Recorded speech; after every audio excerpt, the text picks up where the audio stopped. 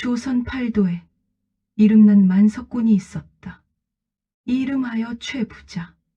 사람들은 그를 두고 이렇게 말했다. 쌀은 하늘보다 많고 마음은 좁쌀보다 작다. 그러나 이 말은 정확하면서도 또 정확하지 않았다. 그는 악당이 아니었다. 탐관오리도 아니었고 남의 재산을 빼앗아 부자가 된 자도 아니었다. 그는 그저 지독하게 아끼는 사람이었다. 최 부자의 집은 작은 성과 같았다. 높은 담장, 잘 다듬은 대문, 넓은 마당. 그러나 이 집에 진짜 자랑은 따로 있었다. 뒤편에 자리 잡은 거대한 곳간. 문을 열면 쌀 냄새가 서늘하게 퍼졌다. 빛이 비스듬히 들어와 쌀가마 위에 금빛 먼지를 흩뿌렸다. 쌀가마는 층층이 쌓여 있었다. 한 줄, 두 줄, 세 줄. 세다가 포기할 만큼 많았다. 마을 아이들은 그곳을 쌀산이라 불렀다. 저 안에 들어가면 길을 잃는다더라. 밤마다 쌀이 스스로 숫자를 세고 있다지 뭐냐. 과장된 소문도 돌았다. 하지만 단 하나는 사실이었다. 그는 정말 부자였다. 최 부자의 하루는 장부에서 시작해 장부로 끝났다. 닭이 울기도 전 그는 벌떡 일어났다. 오늘도 안전한 하루가 되기를. 기도가 아니라 다짐에 가까운 말이었다. 세수보다 먼저 하는 일은 곳간 점검. 문을 열고 들어서면 그는 두 손을 뒤로 모은 채 천천히 걸었다. 1028, 1029. 쌀가마를 세는 소리였다. 그의 입에서는 숫자가 흘러나왔다. 마치 주문처럼. 쌀은 나를 배신하지 않는다. 그는 중얼거렸다. 그의 밥상은 검소했다. 쌀은 많았지만 그는 늘 반 공기만 먹었다. 하인이 물었다. 어르신, 오늘은 조금 더 드시지요. 필요, 이상은 사치다.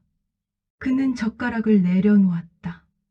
쌀을 모으는 데는 열정적이었지만 먹는 데는 인색했다. 그의 논리는 간단했다. 쌀은 쌓여 있을 때 아름답다. 점심 무렵 그는 사랑방에 앉아 장부를 펼쳤다. 붓끝이 사각거렸다. 쌀 1029가마, 은전 4832냥, 비단 43필. 그는 숫자를 쓰며 미소 지었다. 그 미소는 누군가를 향한 것이 아니라 숫자를 향한 것이었다. 그러던 어느 오후, 햇빛이 따뜻하게 마당을 비추고 있었다. 그는 쌀가마 사이를 거닐다가 작은 움직임을 발견했다. 개미 한 마리, 그리고 쌀 한 톨. 그의 눈이 번쩍 뜨였다. 저것이 내 것인가? 그는 허리를 숙였다. 확실했다. 그의 곳간에서 굴러떨어진 쌀이었다. 거기 서라. 그는 달렸다. 두루마기를 걷어 올리고 마당을 가로질렀다. 하인들은 놀라 멈춰 섰다. 어르신이 또 개미는 묵묵히 기어갔다. 최 부자는 무릎을 꿇고 바닥에 엎드렸다. 반납. 그는 쌀 한 톨을 집어들었다. 그리고 장부에 적었다. 손실 예상 한 톨 회수 완료. 그의 표정은 전투에서 승리한 장수 같았다. 마을 사람들은 그를 싫어하지 않았다. 다만 고개를 갸웃했다. 저렇게 많은데 왜 저리 아끼는지. 사실 최 부자에게는 이유가 있었다. 어릴 적 그는 가난했다. 겨울밤, 부엌에 쌀독이 비어 있었다. 어머니는 빈솥을 들여다보며 말했다. 괜찮다. 나는 배 안 고프다. 그러나 어머니의 배는 밤마다 울었다.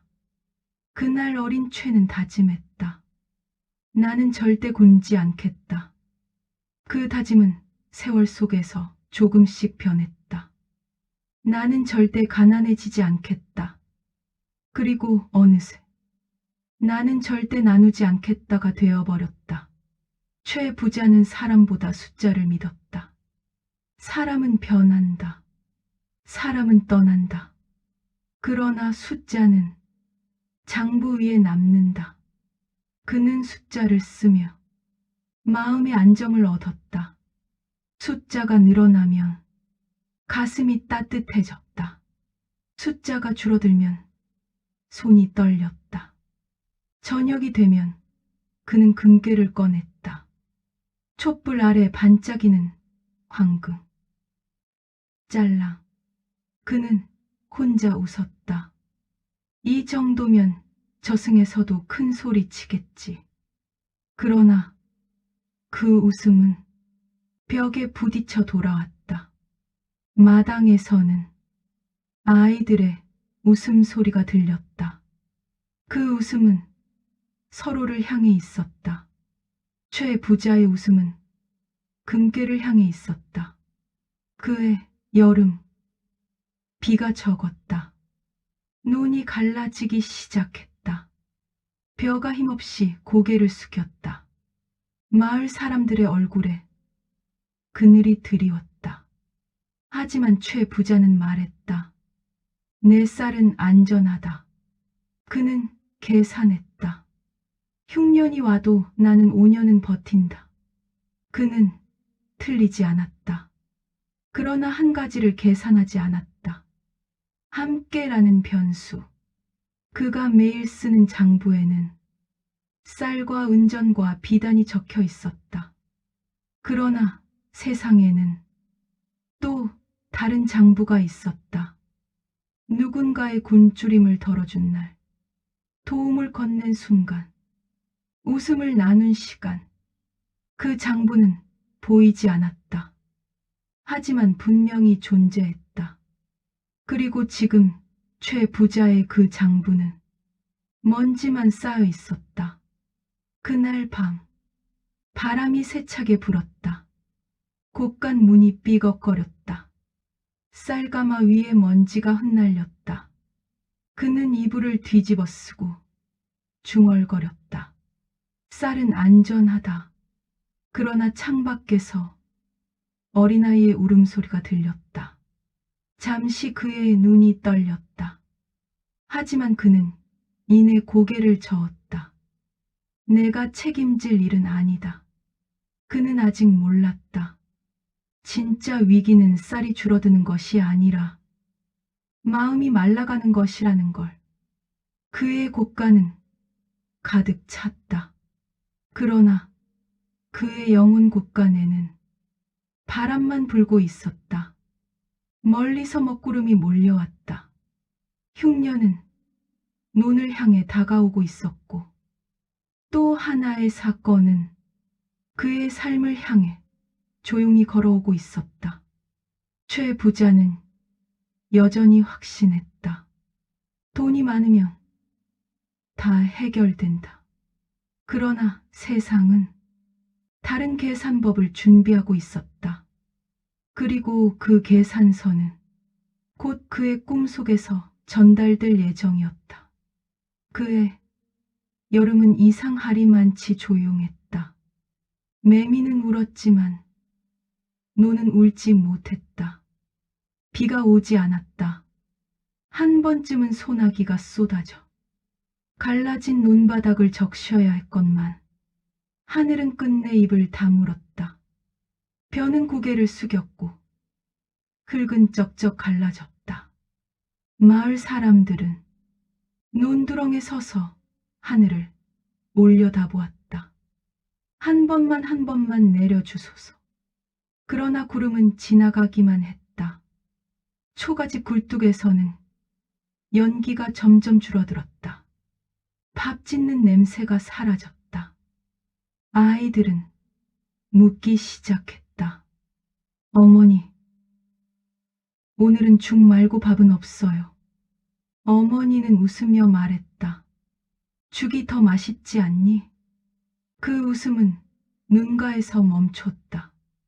노인들은 마을 어귀에 모여 입을 모았다. 이러다 큰일이야. 창고에 쌀이 있는 집이 몇이나 되겠소. 그때 누군가가 조심스럽게 말했다. 최 부자 댁에는 쌀이 산처럼 있다지 않소. 모두가 잠시 침묵했다. 누군가는 고개를 끄덕였고 누군가는 한숨을 쉬었다. 같은 시각 최 부자는 사랑방에서 장부를 펼치고 있었다. 쌀 1029가마, 은전 4832냥, 비단 43필. 그는 손가락으로 계산했다. 흉년이라. 붓을 들어 다시 계산했다. 마을 전체가 굶는다 해도 내가 먹을 몫은 충분하다. 그의 표정에는 걱정보다는 계산이 먼저였다. 하인이 조심스럽게 말했다. 어르신 밖에서 사람들이 무슨 일이지? 쌀을 좀 빌려달라 합니다. 붓이 멈췄다. 잠시 정적. 그리고 문 잠가라. 그날 최 부자의 곳간 문에는 자물쇠가 달렸다. 하나, 이건 혹시 모르니. 둘, 이건 대비 차원이지. 셋, 넷, 다섯, 결국 10개.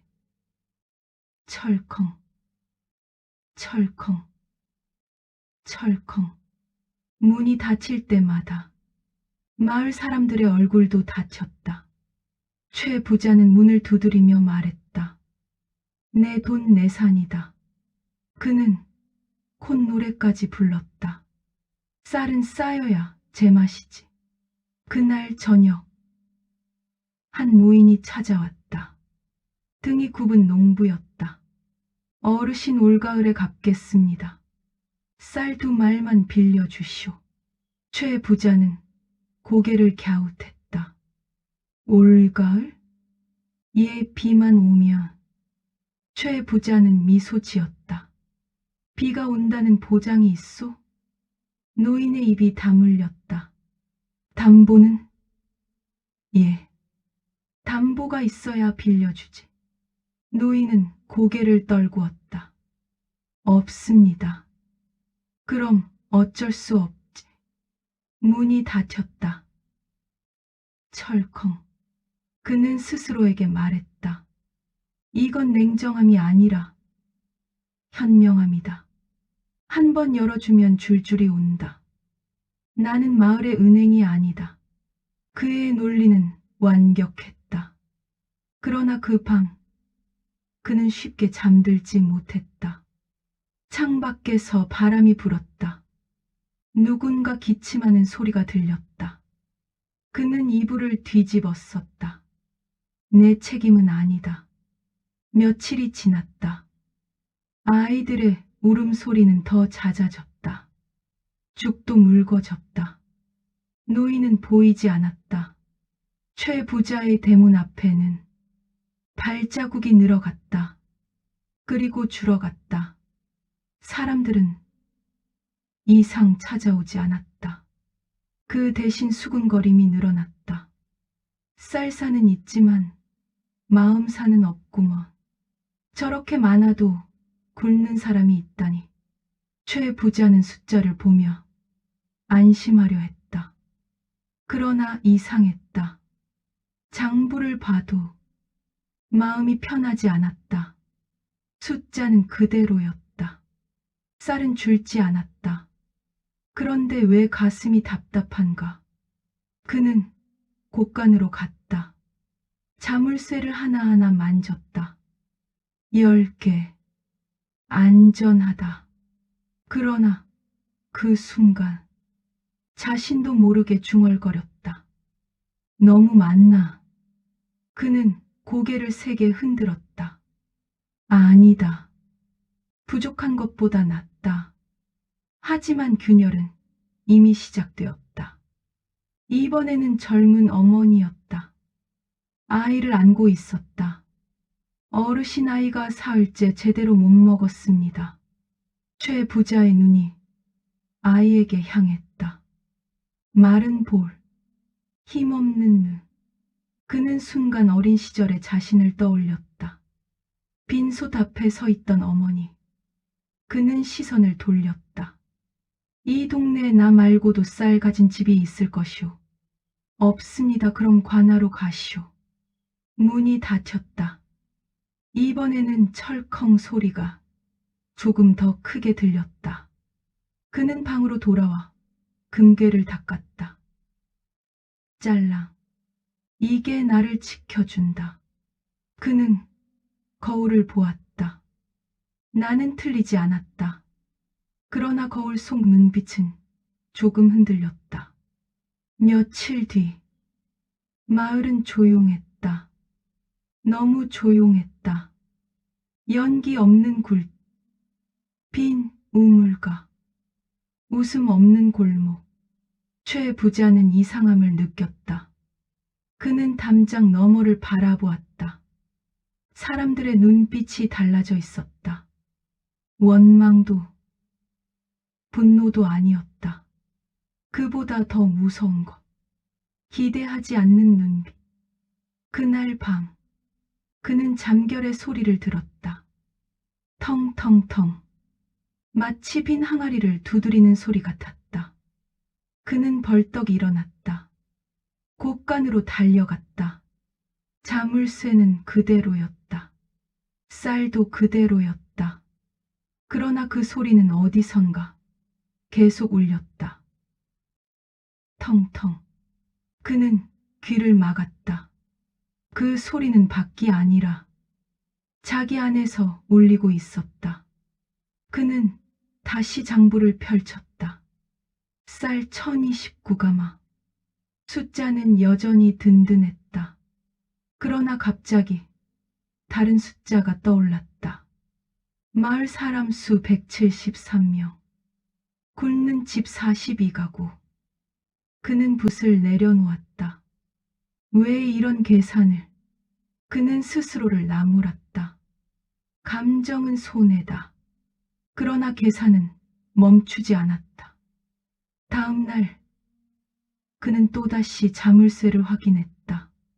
하인은 조심스레 물었다. 어르신, 혹시 조금이라도? 그는 단호히 말했다. 문은 닫혔다. 그러나 그 말이 끝난 뒤 그는 혼잣말처럼 덧붙였다. 아직은. 그는 몰랐다. 세상에는 쌀세금도 인전세금도 아닌 영혼세금이 있다는 것을. 그는 지금 하루하루 조용히 빚을 쌓고 있었다.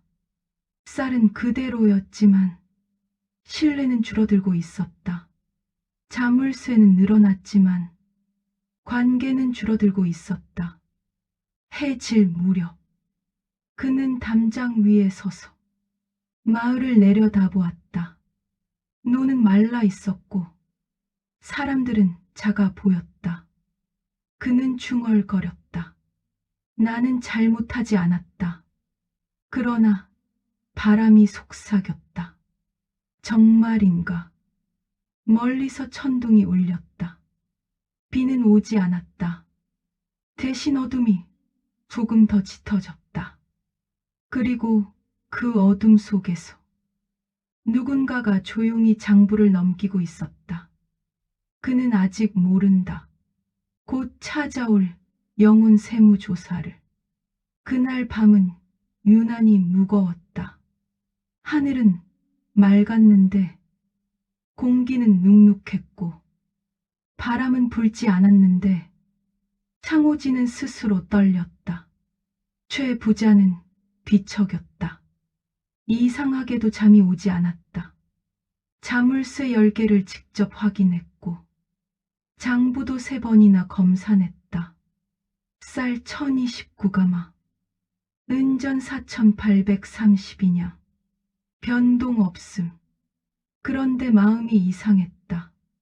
촛불이 꺼졌다. 방 안이 어두워졌다. 최 부자의 숨소리가 점점 깊어졌다.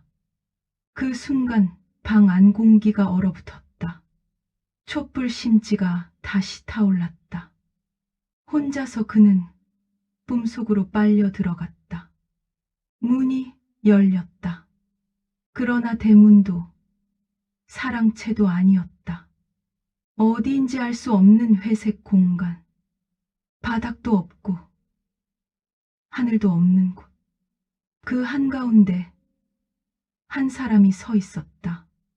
검은 돋보, 정갈한 관모, 손에는 두루마리 장부, 그리고 얼굴에는 무표정. 최모 씨 맞으시죠? 사자의 첫마디였다. 최 부자는 얼어붙었다. 누구시오? 저승감사구, 영혼재정관리과 소속입니다. 사자는 두루마리를 펼쳤다. 고객님, 영혼 잔고 점검 나왔습니다. 최 부자는 당황했다. 나는 아직 안 죽었소. 사자는 고개를 끄덕였다. 예, 사망 전 사전 통지입니다. 통지. 네. 사전 경고장. 사자는 장부를 툭툭 털었다. 자, 고객님 인생 결산 들어갑니다. 두루마리가 공중에 펼쳐졌다. 금빛 글자가 떠올랐다.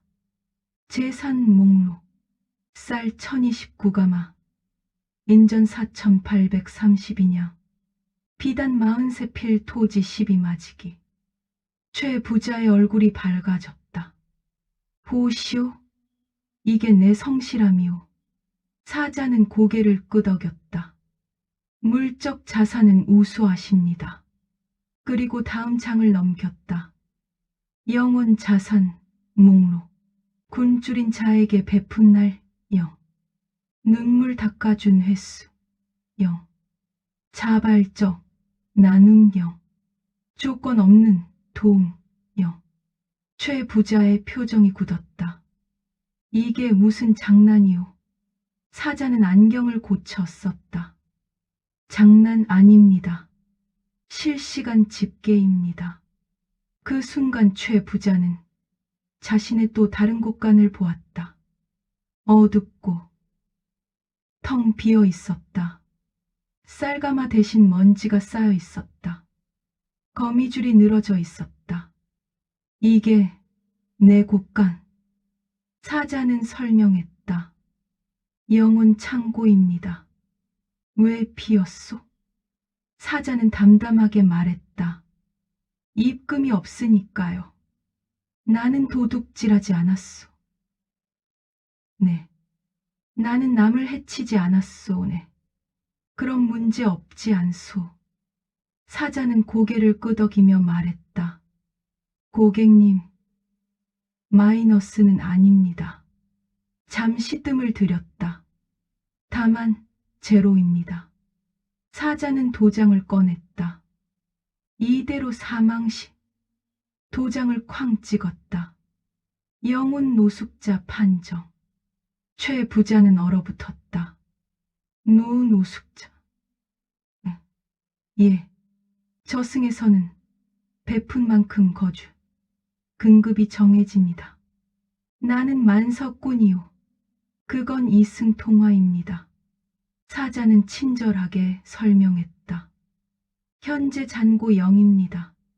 그럼 어떻게 해야? 사자는 밝게 말했다. 충전하시겠습니까? 최 부자는 멍해졌다. 충전. 네. 나눔, 배려. 도움으로 입금 가능합니다. 이자도 붙습니까? 사자는 미소를 지었다. 복리입니다. 공간이 바뀌었다. 노인이 고개 숙이고 서 있었다. 쌀 두 말만. 젊은 어머니가 아이를 안고 있었다. 사흘째 굶었습니다. 장면이 빠르게 스쳐 지나갔다. 최 부자의 얼굴이 창백해졌다. 나는 잘못하지 않았다. 사자는 조용히 말했다. 고객님, 법적으로 문제 없습니다.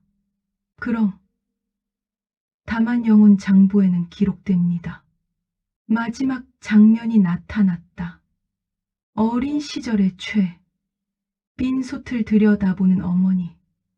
그는 숨이 멎을 듯했다. 사자는 물었다. 그때의 당신이 지금의 당신을 보면 뭐라 할까요? 최 부자는 말이 없었다. 갑자기 그의 쌀가마가 나타났다. 높게 쌓인 쌀산. 그러나 한 가마씩 모래로 변하기 시작했다.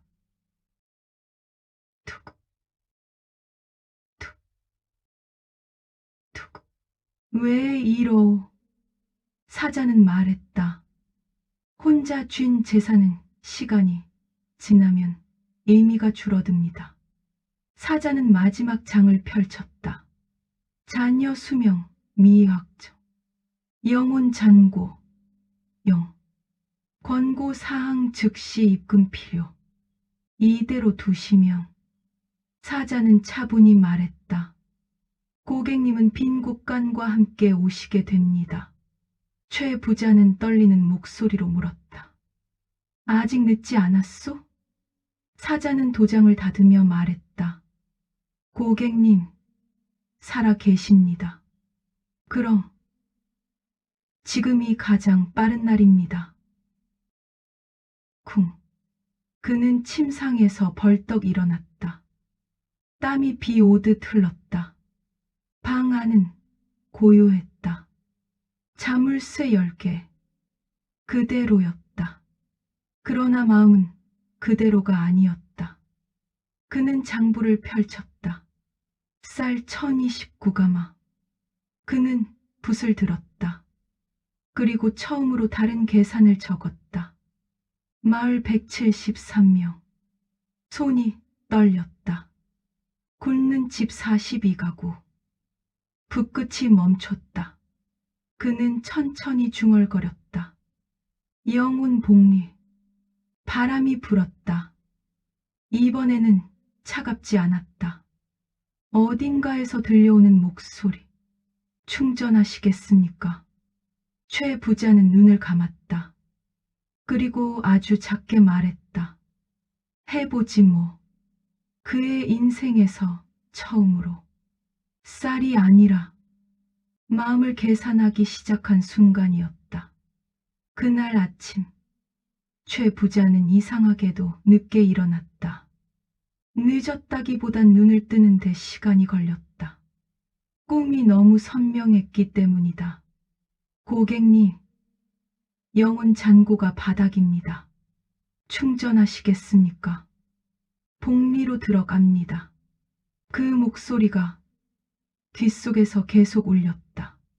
최 부자는 이불 속에서 손을 꼼지락거렸다. 평소 같으면 벌써 곳간 열쇠 꾸러미를 들고 뛰쳐나갔을 텐데 오늘은 그 열쇠들이 마치 쇠덩이처럼 무겁게 느껴졌다.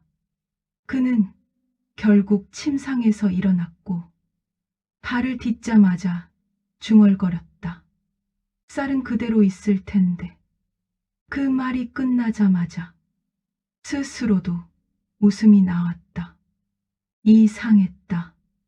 평생을 살면서 쌀이 그대로인 건 당연한 일이었는데 오늘은 그 당연함이 아무 위안도 되지 않았다. 사랑방으로 가자. 하인이 장부를 들고 기다리고 있었다. 어르신, 오늘도 검산부터 하시겠습니까? 최 부자는 장부를 보지 않았다. 대신 하인의 얼굴을 보았다. 하인의 눈 밑엔 그늘이 쳐 있었다. 요즘 흉년 탓에 집집마다 사정이 좋지 않으니 하인도 친척과 부모 이야기를 했을 것이다. 최 부자는 입을 열었다. 너 요즘 밥은 먹고 다니냐? 하인은 눈을 크게 떴다. 예? 저는 어르신 댁에서 내 집 식구 말이다. 하인의 목젖이 울렁였다. 그는 머뭇거리다 솔직히 말했다. 죽으로 버팁니다. 최 부자는 그 순간 꿈속에서 본 빈 영혼 곳간이 스쳤다. 그리고 아주 조용히 자기 자신에게 말하듯 말했다. 내가 문을 너무 많이 잠갔구나. 하인은 당황했다. 예? 최 부자는 갑자기 벌떡 일어섰다. 열쇠. 예? 열쇠 꾸러미 가져와라. 하인은 가슴이 철렁 내려앉았다. 설마 자물쇠를 더 달라고 하시는 건가? 하지만 최 부자의 다음 말은 예상과 정반대였다. 오늘은 자물쇠를 뗀다. 곳간아. 자물쇠가 10개나 달려 있었다. 이 마을에서, 아니, 이 고을에서 이렇게 자물쇠가 많이 달린 곳간은 여기밖에 없었다. 최 부자는 열쇠 꾸러미를 들고 섰다. 쇠가 쇠를 부딪히는 소리. 짤랑. 그 소리가 오늘은 부자의 승리 같은 소리가 아니라 부자의 감옥 문이 열리는 소리처럼 들렸다. 그는 첫 번째 자물쇠를 열었다. 철컹. 두 번째. 철컹. 세 번째를 열 때쯤 이상한 감정이 올라왔다. 이걸 왜 달았지? 네 번째를 열 때쯤 어제 꿈에 목소리가 들리는 듯 했다. 고객님, 영혼 잔고 충전하시겠습니까? 다섯 번째 자물쇠를 열 때쯤 손이 떨렸다. 하지만 그는 멈추지 않았다. 여섯 번째, 일곱 번째, 여덟 번째, 그리고 마지막 10번째. 철컹. 10개가 다 풀리는 순간 곳간 문이 아주 살짝 스스로 열리는 듯 기 소리를 냈다. 최 부자는 그 소리를 듣고 작게 웃었다. 그래, 나도 이제 좀 열자. 문이 열렸다는 소문은 바람보다 빨리 퍼졌다. 사람들은 처음엔 믿지 않았다. 최 부자 곳간이 열렸다고? 거짓말일 거야. 함정일 거야. 하지만 어느새 곳간 앞에는 조심스러운 발자국들이 모였다. 먼저 나타난 건 그 노인이었다. 그는 어제보다 더 굽어 있었다. 어르신 제가 또 염치 없이. 노인이 말을 잇기도 전에 최 부자가 먼저 말했다. 쌀 2말. 노인은 눈을 반짝였다. 예, 올가을에. 최 부자는 고개를 저었다. 갚지 마라. 노인의 입이 벌어졌다. 예? 최 부자는 담담히 말했다. 대신 내가 나중에 살만해지면 내 옆집이 굶을 때 그때 내가 문을 열어라. 노인은 순간 말을 잃었다. 그리고 아주 천천히 땅에 무릎을 꿇었다. 어르신. 최 부자는 손을 내저었다. 일어나라. 내 무릎이 아니라 너희 배부터 세우자. 그 말이 끝나자 하인들이 쌀을 퍼내기 시작했다. 쌀이 자루에 담기는 소리. 사각, 사가 사람들의 눈에 오랜만에 빛이 돌아오기 시작했다. 사람이 모이면 항상 반응이 갈린다. 누군가는 울었고, 누군가는 감사했고, 누군가는 의심했다.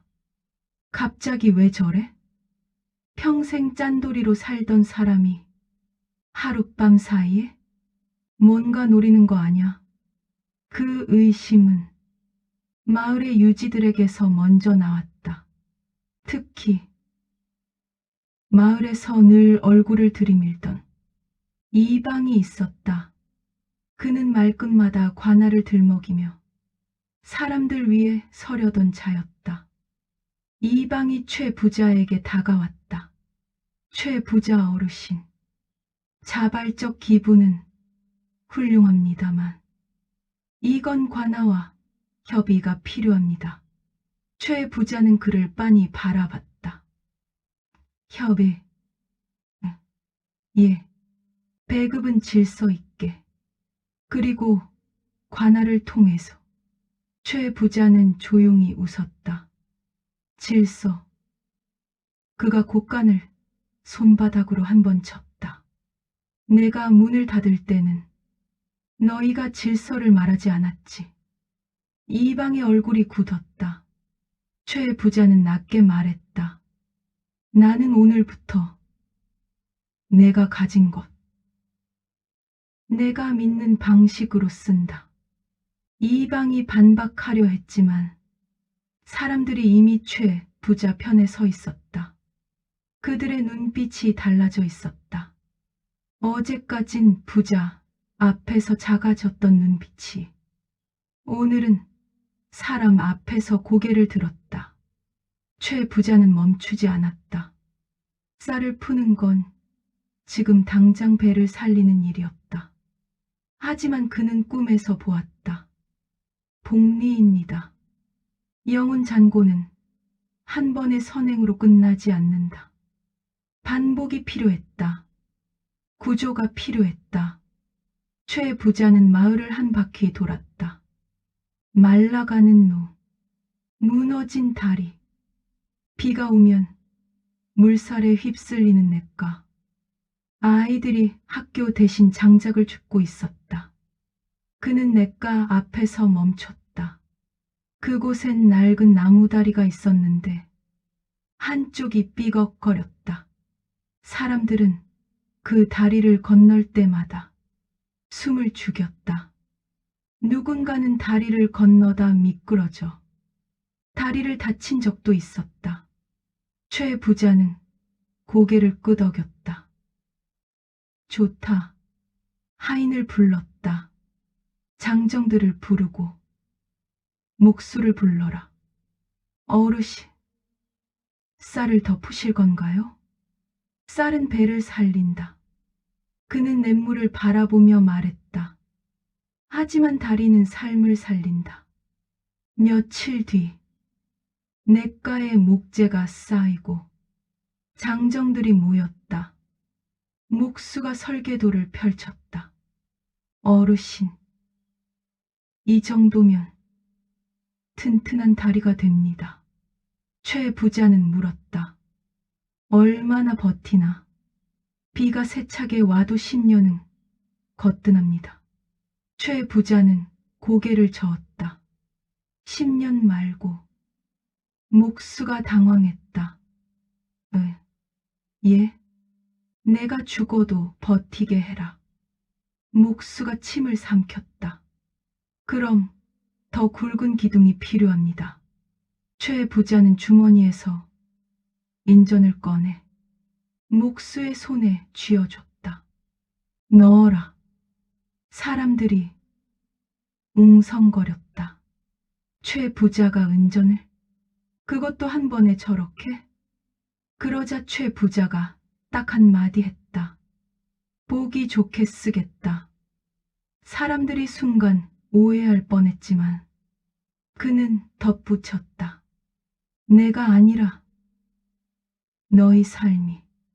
그 말에 웅성거림이 멈췄다. 그날 밤 최 부자는 처음으로 자기 방에서 금괴를 꺼내지 않았다. 대신 마루에 앉아 자기 손바닥을 바라봤다. 그 손은 쌀 한 톨을 지키려고 개미를 쫓던 손이었다. 오늘 그 손은 목수에게 인전을 쥐어주 장정들의 등을 두드렸다. 손이 달라진 게 아니었다. 손의 목적이 달라졌다. 최 부자는 작게 웃었다. 이게 더 따뜻하네. 그때 창밖에서 아이들 웃음이 들렸다. 달이 생기면 우리 뛰어놀자. 그 웃음은 벽에 부딪혀 돌아오는 웃음이 아니었다. 누군가에게 다시 커지는 웃음이었다. 최 부자는 그제야 자기 속이 조금 채워지는 걸 느꼈다. 다리 공사가 절반쯤 진행되던 날, 최 부자는 또 한 번 마을을 돌았다. 아이들이 땅바닥에 글자를 쓰고 있었다. 이게 뭐냐? 한 아이가 말했다. 서당 갈 돈이 없어서 우리끼리 흉내내는 거예요. 최 부자는 아이가 쓴 글자를 봤다. 삐뚤빼뚤했지만 눈이 반짝였다. 그는 속으로 생각했다. 쌀은 먹으면 끝이지만 글은 남는다. 그는 하인에게 말했다. 서당을 세울 것이. 하인이 놀랐다. 최 부자는 고개를 끄덕였다. 마을 아이들이 흉년이 와도 배만 채우는 사람으로 살지 않게. 그는 잠시 멈추었다가 자기 자신에게도 들리게 말했다. 나처럼 되지 않. 이 소식이 퍼지자 마을 유지들이 다시 움직였다. 최 부자가 갑자기 사람들 마음을 사네. 이러다 마을에서 우리 말이 안 먹히겠는데. 그들은 관할을 움직여 최 부자를 압박하려 했다. 이방이 또 찾아왔다. 어르신. 학교는 관아의 허가가. 최 부자는 이번엔 웃지 않았다. 대신 아주 조용히 말했다. 허가가 필요하면 내가 관아를 세우겠다. 이방이 얼굴을 붉혔다. 그게 무슨. 최 부자는 말했다. 너희는 항상 금지로 다스린다. 그는 곳간을 가리켰다. 나는 오늘부터 가능으로 다스릴 것이다. 그 말이 이상하게도 사람들에게는 명령이 아니라 약속처럼 들렸다. 이방이 물러섰다. 최 부자는 깨달았다. 권력은 쌀가마에서 나오지 않는다. 사람들이 어느 쪽을 믿느냐에서 나온다. 며칠 뒤 사람들은 최 부자를 부르는 별명을 바꾸기 시작했다. 예전 쌀 도둑 잡는 양반, 최근 문 열어준 양반. 처음 그 말을 들었을 때 최 부자는 얼굴을 찡그렸다. 최 부자가 퉁명스럽게 말했다. 나는 자랑한 적 없다. 그러자 장정이 대답했다. 맞습니다. 어르신은 돈을 자랑한 게 아니라 결과를 자랑하셨습니다. 그 말에 최 부자는 잠시 말을 잃었다. 그리고 아주 조용히 스스로에게 물었다. 내가 지금 자랑하고 있나? 그러나 이상하게 부끄럽지 않았다. 왜냐하면 그 자랑의 끝에는 사람들의 밥그릇이 있었고, 사람들의 길이 있었고, 사람들의 내일이 있었기 때문이다. 드디어 다리가 완공되는 날, 장정들이 마지막 못을 박았다. 탕, 탕. 목수가 외쳤다. 됐습니다. 사람들이 모였다. 최 부자는 말없이 다리 앞에 섰다. 그의 마음속엔 두 개의 기억이 동시에 있었다. 하나는 자물쇠 열개를 잠그던 손, 다른 하나는 자물쇠 열개를 풀던 손. 그는 조용히 다리 위로 올라섰다. 다리는 흔들리지 않았다. 그가 한 걸음, 또 한 걸음 내딛자 사람들이 숨을 죽였다. 최 부자는 다리 한가운데에서 멈췄다. 그리고 뒤를 돌아 사람들을 바라봤다. 그 순간 그는 처음으로 부자가 아니라 어른처럼 보였다. 그는 말했다. 이 다리는 내가 만든 게 아니다. 사람들이 놀랐다. 예? 너희가 버텨서 만든 것이다. 그는 발밑에 나무를 톡 두드렸다. 나는 단지 문을 열었을 뿐이다. 그때 누군가가 울었다. 젊은 어머니였다. 아이를 안고 쌀을 받았던 그 사람. 그녀는 다리 위로 올라오며 말했다. 어르신, 아이가 살아났어요. 최 부자의 목이 잠겼다. 그는 잠시 고개를 숙였다가 한 마디만 했다. 다행이다. 그 말은 평생 그가 내뱉은 말 중 가장 값비싼 말이었다. 서당 자리가 정해지고 기둥이 올라가고 지붕이 얹혔다. 아이들은 학교 앞에 모여 손뼉을 쳤다. 최 부자는 아이들을 바라봤다. 그때 한 아이가 물었다. 할아버지, 왜 이렇게 많이 주세요? 최 부자는 잠시 생각했다. 예전 같으면 내가 가진 게 많으니까라고 했을 것이다. 하지만 오늘은 다른 말이 나왔다. 내가 비어 있었거든. 아이들이 고개를 갸웃했다. 최 부자는 웃으며 덧붙였다. 근데 신기하지? 내어주니까 더 채워지더라. 아이들은 그 말을 완전히 이해하진 못했지만 왠지 중요한 말이라는 건 느낀 고개를 끄덕였다. 그날 밤, 최 부자는 다시 꿈을 꿨다. 이번엔 회색 공간이 아니었다. 밝은 마당, 완공된 다리, 그리고 저 멀리 저승사자가 나타났다. 여전히 검은 도프, 여전히 장부. 다만 오늘 표정이 아주 조금 달랐다. 고객님, 최 부자가 긴장했다. 사자가 장부를 펼쳤다.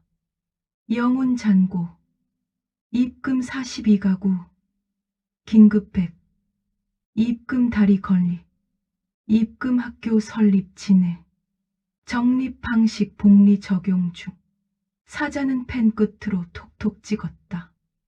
고객님, 잔고 움직이기 시작했습니다. 최 부자가 조심스럽게 물었다. 그래서 나 이제 노숙자 아니냐? 사자가 고개를 젓더니 딱딱한 목소리로 말하려다 끝을 살짝 바꿨다. 아직은 예비 등급 상승입니다. 최 부자가 인상을 찌푸렸다. 아직은. 사자가 세무 공무원답게 말했다. 네, 지속성 검증이 필요합니다. 최 부자가 피식 웃었다. 그래, 검증 좋아한다더니. 사자가 마지막으로 말했다. 고객님, 왜? 그 순간 최 부자의 영혼 곳간이 보였다. 이전엔 먼지만 있던 곳간, 지금은 작은 쌀가마들이 하나둘 들어오고 있었다. 그리고 그 쌀가마들은 시간이 지날수록 스스로 불어나는 듯했다. 복리였다. 최 부자는 꿈속에서 조용히 한숨을 내쉬었다. 이거 내가 평생 찾던 느낌이었네. 마을의 아침이 달라진 건 비가 와서가 아니었다. 하늘은 여전히 인색했고 논바닥은 여전히 갈라져 있었지만 사람들의 눈빛이 이 상아리만큼 덜 갈라져 있었다. 다리 위로 사람들이 오갔고 학교 마당에 아이들 발자국이 쌓였고 최 부자네 곳간 앞에는 예전처럼 때가 아니라 순서가 생겼다. 기적이란 대개 큰 번개처럼 오지 않았다. 기적은 늘 이렇게 작은 규칙 하나로부터 시작했다. 최 부자는 어느 날 저녁 혼자서 곳간 안으로 들어갔다. 예전엔 곳간이 그에게 성전이었다. 쌀과 많은 제단이고 장부는 경전이었다. 하지만 오늘은 그냥 창고였다. 문을 열자 쌀 냄새가 그를 맞았다. 최 부자는 예전처럼 쌀가마를 손바닥으로 툭툭 두드리지 않았다.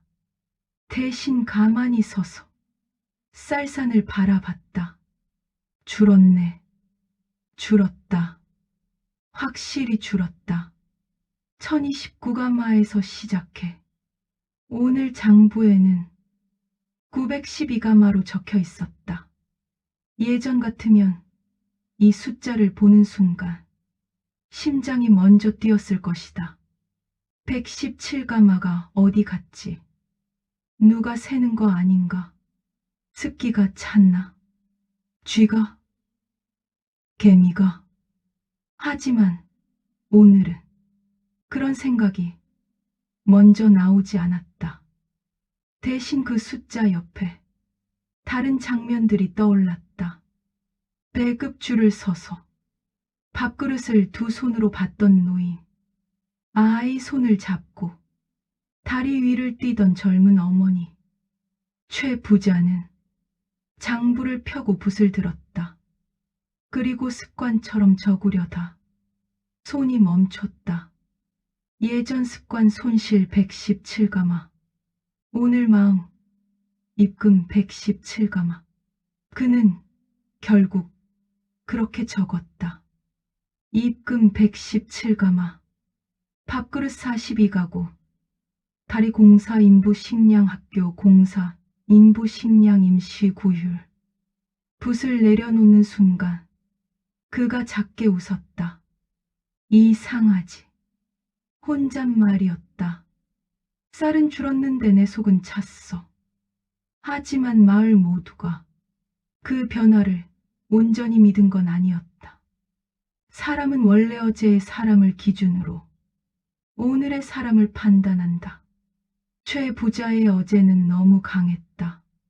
저 양반이 진짜 변했을 리가 없지. 분명히 뭔가 꿍꿍이야. 저러다 갑자기 이자 받아갈걸? 그 말들이 마을 우물가에서, 장터에서, 초가 처마 아래에서 조용히 돌았다. 그런 소문은 결국 이방 귀에도 들어갔다. 이방은 관아의 실무를 맡은 자였다. 말끝마다 규정이 붙고 손끝마다 도장이 붙는 사람이었다. 그는 최 부자에게 찾아왔다. 최 부자 어르신, 좋은 일 하시는 건 압니다만 요즘 마을 분위기가 조금. 최 부자가 찻잔을 놓았다. 조금. 이방이 목을 가다듬었다. 사람들이 관아가 아니라 어르신만 바라봅니다. 최 부자는 조용히 말했다. 그게 왜 문제지? 이방은 당황했다. 권위가 흔들립니다. 최 부자는 찻잔에 남은 물결을 보며 말했다. 권위는 흔들리는 게 아니다. 예? 권위는 원래 비어있으면 흔들린다. 이방이 눈을 찌푸렸다. 최 부자는 시선을 들어 이방을 똑바로 봤다. 사람들이 배고픈데 누가 무슨 권위를 보겠냐. 이방이 입을 열었다 닫았다. 최 부자는 덧붙였다. 관아가 사람들에게 기댈 고지였으면 사람들은 관아를 바라봤겠지. 이방의 얼굴이 붉어졌다. 최 부자는 더는 몰아붙이지 않았다. 그는 단지 한 문장만 남겼다. 나는 관아가 되려는 게 아니다. 그냥 문을 열었을 뿐이다. 그 말은 이방에게는 도전처럼 들렸고 마을 사람들에게는 약속처럼 들렸다. 최 부자는 어느 날 장정들과 목수를 다시 불렀다. 다리는 완성됐지. 예, 어르신. 기둥도 튼튼하고 못도 새로 박았습니다. 최 부자는 고개를 끄덕였다. 좋다. 그럼 이제 물기를 손봐라. 목수가 눈을 크게 떴다. 물기를요? 흉년은 올해로 끝난다 해도 내년이 또 흉년이면 어떡하냐. 그는 눈을 바라봤다. 사람은 배고프면 마음부터 마른다. 장정들이 서로 눈치를 봤다. 최 부자는 단호했다. 우물도 파고 비 올 때 물이 모이는 곳에 저수 구덩이를 파. 누군가가 조심스럽게 물었다. 어르신, 그건 큰 돈이 듭니다. 최 부자가 대답했다. 그래서 내가 한다. 그는 주머니에서 인전을 꺼냈다. 예전 같으면 금고에 넣어도 밤마다 닦았을 은전이었다. 그가 은전을 놓자 사람들이 숨을 삼켰다. 그는 손가락으로 다리와 서당 쪽을 가리켰다. 사람들은 멈칫했다. 최 부자는 이어 말했다. 돈은 보여주면 사라지고 결과는 남는다. 그 말이 퍼지면서 마을 사람들의 소문도 바뀌기 시작했다. 예전 쌀을 지키는 양반, 지금 길을 남기는 양반. 며칠 뒤 마을 회관 같은 큰 초가에 사람들이 모였다. 각 집에서 빈 밥그릇을 하나씩 들고 왔다. 흉년이 든 해에 밥그릇은 가장 솔직한 물건이었다.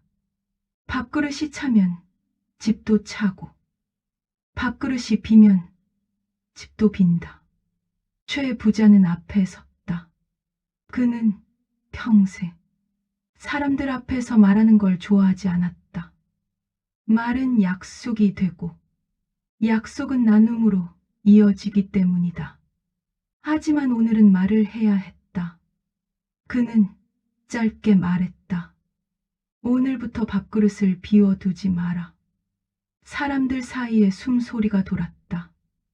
누군가 울먹이며 말했다. 어르신 우리한테 왜?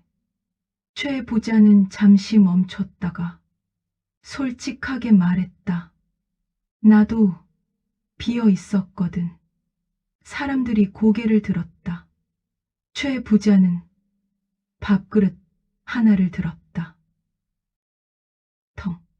그 소리가 크게 울렸다. 이 소리가 요즘 밤마다 들리더라. 사람들이 조용해졌다.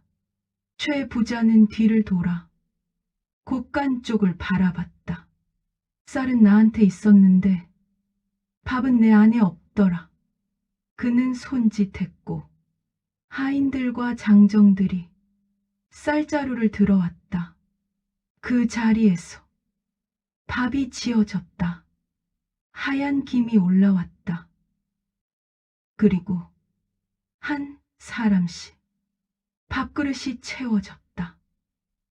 사각, 사각, 쌀이 그릇에 떨어지는 소리. 그 소리는 돈 소리와 달랐다. 짤랑거리는 소리가 아니라 살아나는 소리였다.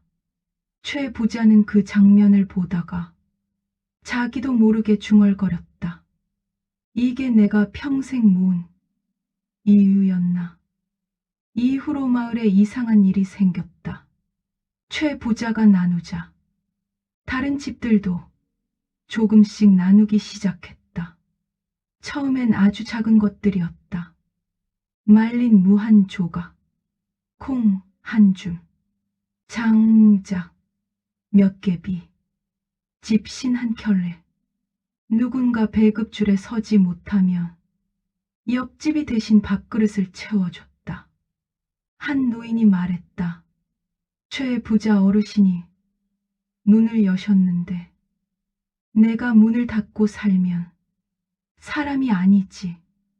그 말이 퍼지자 마을은 조금씩 관계라는 저장고를 채웠다. 최 부자는 그걸 보며 한 번도 경험해보지 못한 감정을 느꼈다. 내가 준 것에서 끝나지 않는다. 그는 처음으로 돈보다 더 무서운 걸 알았다. 좋은 일이 퍼지는 속도. 그건 불보다 빨랐다. 흉년의 겨울은 생각보다 길었다. 하지만 마을은 버텼다. 최 부자의 곳간은 점점 비어갔다. 가끔 밤이 되면 그도 불안해졌다. 정말 다 나가면 어떡하지? 그럴 때마다 그는 꿈속의 목소리를 떠올렸다. 복리입니다. 그는 스스로에게 말했다. 쌀이 다 나가면 그때부터는 내가 걸어 다니면 된다. 그리고 실제로 그는 더 많이 걸었다. 논두렁을 걸었고 다리를 건넜고 서당 마당을 밟았다. 그런데 어느 날부터 숨이 조금 가빴다. 하인이 말했다. 어르신, 요즘은 좀 쉬셔야. 최 부자는 손을 내저었다. 괜찮다. 그러나 몸은 그의 말보다 솔직했다. 밤에 기침이 늘었고 아침에 일어나면 허리가 더 굽었다. 그는 거울을 보다가 조용히 웃었다. 이제야 나도 사람답게 늙는구나. 봄이 오기 직전 최 부자는 다리 위에 서 있었다. 바람이 불었고 나무 기둥이 띠걱거렸다. 하지만 다리는 튼튼했다. 최 부자는 손으로 난간을 쓸었다. 잘 버티는구나. 봄의 냄새가 아주 약하게 나던 날, 최 부자는 마루에 앉아 있었다. 햇볕이 따뜻했다. 그는 눈을 감고 아이들 소리를 들었다.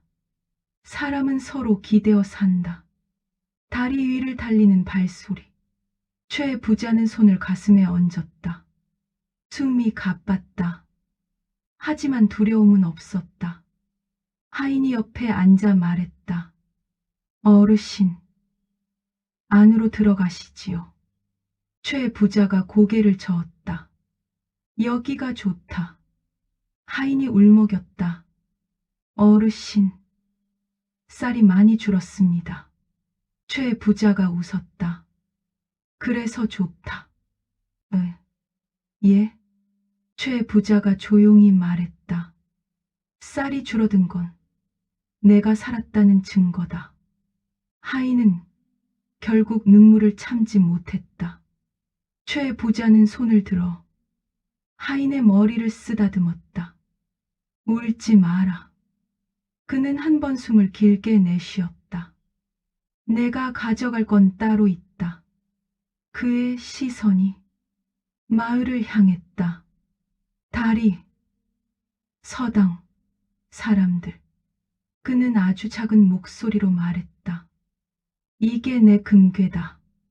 그리고 그는 조용히 눈을 감았다. 바람이 불었다. 그의 숨이 그 바람 속으로 섞였다. 장례날 마을 전체가 모였다. 노인도, 아이도, 젊은 어머니도, 장정도, 목수, 관아 사람들도 왔다. 이방도 왔다. 최 부자의 관 앞에는 금괴가 없었다. 그가 평생 닦던 황금은 그날 아무 의미가 없었다. 대신 사람들의 손에 밥그릇이 들려 있었다. 빈 밥그릇이 아니었다. 밥이 담긴 밥그릇. 사람들은 그 밥그릇을 들고 관 앞에 놓았다. 어르신. 이건 어르신 덕분에 먹는 밥입니다. 아이 하나가 울면서 말했다. 할아버지 저 글자 읽어요. 젊은 어머니가 말했다. 아이 열이 내려갔어요. 죽이 아니라 밥을 먹였어요. 노인이 말했다. 그날 문만 안 열어주셨으면 나는 이미 그 말은 끝내 끝까지 나오지 못했다. 사람들의 눈물이 그 자리를 대신했다. 세월이 흘렀다. 최 부자의 다리는 여전히 서 있었다. 아이들의 웃음으로 채워졌다. 최 부자는 모두의 마음 가진 진정한 부자였다.